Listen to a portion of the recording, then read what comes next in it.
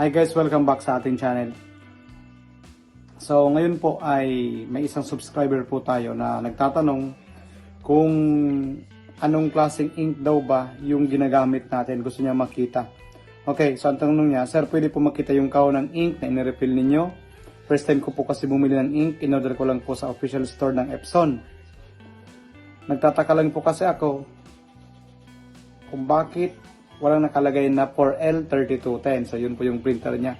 Yun yung printer ko. Pag po ba may nakalagay na L32 series, yun na din po ang para sa L3210. Okay, so thank you po sa tanong mo. Actually po, ipapakita ko sa inyo yung kaibahan ng dalawang ink na ginagamit ko. Okay, para po malinaw, ito po yung dalawang ink na ginagamit ko. Ang una, yung Epson 664. Kung mapapansin po ninyo, usually ito po yung ginagamit natin sa mga printer natin na L120, L121. Pwede po ito kasi mabilis ang pag-refill natin. Pero dun po sa mga EcoTank na printer po, okay, ito po yung usually ginagamit ko. Kung tingnan nyo po ang kaibahan ng dalawa. Yan. Ito po yung takip niya. Okay? Yan po yung takip. Ngayon, sa ating subscriber na nagtatanong,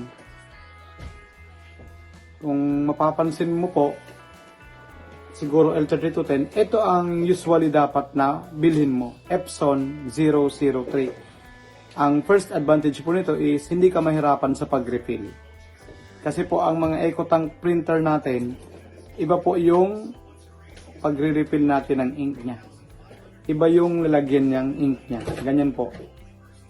Okay, samantalang sa mga L120 and L121 printers ng Epson, yung mga old model printers po, ito yung ginagamit natin, yung Epson 664.